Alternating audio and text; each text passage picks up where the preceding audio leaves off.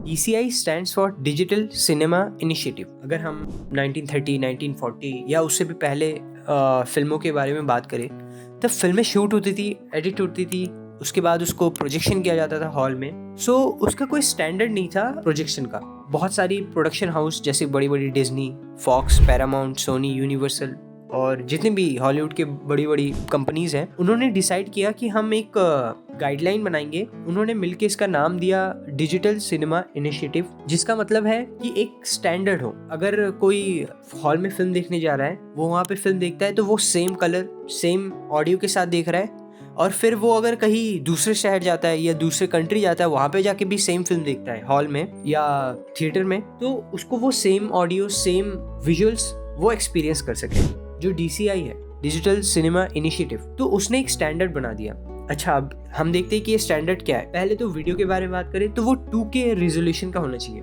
जैसे कि हमें पता है कि आज भी इंडिया में मैक्सिमम हॉल्स जो है वो 2K पे ही प्रोजेक्शन करती है। अब जो नए हॉल्स है वो 4K की तरफ बढ़ रहे हैं, लेकिन मैक्सिमम हॉल्स जो है वो 2K ही है। सो 2K यानी 2048 बाई 1080 पिक्सल्स। इसका बिट डेप्थ कितना होना चाहिए? 12 बिट पर कलर चैनल, यानी 12 बिट का कलर होना ही चाहिए। सो एक तो ये स्टैंडर्ड कर दिया वीडियो का। दूसरा, उन्होंने कलर का किया कि कलर गैमेट जो है वो DCI P3 कलर स्पेस का ही होना चाहिए। जैसे कि Rec 709 होता है, DCI P2 होता है। सो उन्होंने DCI P3 को ही चुना एज एन प्रोजेक्शन के लिए एक स्टैंडर्ड, कि इतना तो होना ही चाहिए, ये तो होना ही चाहिए। सो उन्होंने कहा कि ऑडियो स्टीरियो पे होता है, मोनो पे होता है। सो उन्होंने अपने थिएटर्स को पूरे वर्ल्ड वाइड डिज़ाइन किया 5.1 चैनल के हिसाब से। सो 5.1 ऑडियो पे मिक्स होना एटलीस्ट चाहिए। आजकल तो 7.1 डॉल्बी भी आ गया, एटमॉस भी है, बहुत सारी DTS है, बहुत सारी है, बट 5.1 उन्होंने एक स्टैंडर्ड रख दिया कि उतना होना ही चाहिए प्रोजेक्शन के लिए। अब ये जो है, ये अब इंडस्ट्री ने अडॉप्ट कर लिया। अब कोई भी फिल्म जो है, अगर आपको कहीं रिलीज करनी है तो DCI के स्टैंडर्ड के हिसाब से ही होनी चाहिए, एटलीस्ट 2K रेजोल्यूशन। और कलर का डेप्थ है वो 12 बिट होना चाहिए, कलर गैमेट है DCI P3 कलर स्पेस का होना चाहिए, और आपकी साउंड जो है वो मिक्स एटलीस्ट 5.1 सराउंड के साथ ही होनी चाहिए।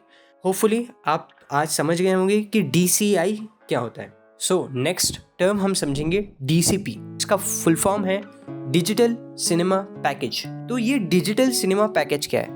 सो उससे पहले हमने बात किया था DCI क्या है। सो बेसिकली DCI के अंदर ही DCP आता है। सो पहले के ज़माने में 1940s, 1930s या उससे भी पहले हम बात करें तो फिल्में रील पे शूट होती थी, रील पे एडिट होती थी, और रील पे ही बहुत सारी कॉपीज़ बना के डिस्ट्रीब्यूशन की जाती थी हॉल पे। अच्छा, वहाँ पे एक प्रॉब्लम आ गया।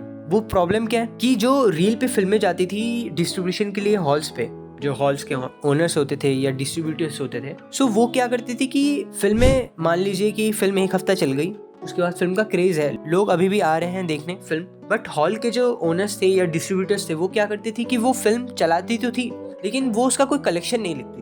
वो कलेक्शन ओनर्स के साथ, फिल्म के ओनर्स के साथ ना शेयर करके वो अपने जेब में डाल लेती थी। सो ये फिल्म रील के साथ ये बहुत बड़ी प्रॉब्लम थी कि कोई स्टैंडर्ड नहीं था, कोई ऐसे चेक नहीं कर पाता था कि हॉल पे कब चली कब नहीं चली। सो ये एक प्रॉब्लम आ गया रील के साथ। और रील के साथ ये भी था कि आपको बहुत सारी कॉपीज बनानी पड़ती थी, आपको डिस्ट्रीब्यूशन करने के लिए बहुत सारी कॉपीज बनानी पड़ती थी, जिसकी वजह से कॉस्ट जो है वो बढ़ जाती थी। सो समय बीता, उसके बाद जब हम डिजिटल एरा में आए तो इस चीज़ का एक सोल्यूशन निकाला गया। जैसे कि आप बैंकिंग ऑनलाइन अगर करते हैं तो आपको OTP आता है, अगर बिना OTP के आज के ज़माने में कुछ हो ही नहीं पाता। सो ये एक सेफ्टी फीचर है। सो वो सेम सेफ्टी फीचर फिल्म पे भी लाया गया। अब हम समझते हैं कि वो कैसे। फिल्म आपकी शूट हुई, एडिट हुई, उसके बाद उसको DCP पे पैकेज किया जाता है, यानी एक्सपोर्ट किया जाता है DCP फॉर्मेट पे। सो DCP भी जब फॉर्मेट हो जाता है, एक्सपोर्ट किया जाता है, उस फॉर्मेट पे एक्सपोर्ट निकाला जाता है, उसके बाद उसको इनक्रिप्ट किया जाता है। बहुत सारी बॉलीवुड में भी, हॉलीवुड में भी डिस्ट्रीब्यूशन की कंपनीज होती है जो उसको इनक्रिप्ट करती है। इनक्रिप्ट करने के बाद या तो वो उन्हें सर्वर पे डाल देती है सैटेलाइट के थ्रू, या एक हार्ड ड्राइव होता है जिसे हम बेसिकली सर्वर कहते हैं या फिल्म DCP हार्ड ड्राइव कहते हैं, जिसमें फिल्म को स्टोर किया जाता है। उसके बाद फिल्म प्रोजेक्शन से एक दिन पहले या 2 दिन पहले उस फिल्म को थिएटर में, यानी जहाँ पे फिल्म को एग्जीबिशन या एग्जिबिट किया जाएगा, वहाँ पे भेजा जाता है थ्रू सर्वर के थ्रू या उस हार्ड ड्राइव के थ्रू, और उसको फिर प्रोजेक्शन में जैसे USB के थ्रू कनेक्ट किया जाता है। कनेक्ट करने के बाद वो फिल्म चलती नहीं जब तक कि आप उस पर एक इनक्रिप्टेड OTP या कोड नहीं डालेंगे, तब तक कि वो फिल्म प्रोजेक्ट नहीं होगी। अच्छा, इससे क्या हुआ, इससे हमें ये पता चल गया कि इस टाइम पे ये फिल्म उस हॉल पे चली है। तो अगर फिल्म चली है तो इसका मतलब लोग भी आएंगे, कलेक्शन भी रिकॉर्ड होगा। सो एक तो ये एडवांटेज हो गया। दूसरी चीज़ ये हो गया है कि जो डिस्ट्रीब्यूटर्स है वो फिल्म चला के ये नहीं कह सकते कि फिल्म तो हमने चलाई नहीं। और तीसरी चीज़ ये हो गई कि आपकी फिल्म पायरेसी से कहीं ना कहीं बच जाती है। खैर, पायरेसी तो अब भी हो जाती है, बट पहले के ज़माने में क्या होता था कि रील की आप कॉपी बना सकते थे, लेकिन अब अगर आपको DCP की हार्ड ड्राइव मिल जाती है तो आप कॉपी तब तक नहीं बना सकते जब तक कि आपको सर्वर से OTP नहीं आता।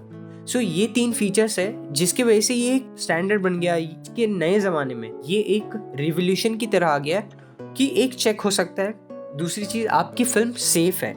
तीसरी चीज़ ये है कि आप किसी भी, आप हॉलीवुड में जाएं या बॉलीवुड में जाएं या कोई भी फिल्म इंडस्ट्री में जाएं या वर्ल्ड में कहीं पे भी आपको फिल्म प्रोजेक्शन करवाना है तो आपको DCP के फॉर्मेट पे ही फिल्म को लेके जानी है और आपको प्रोजेक्शन करवाना है। सो ये है DCP।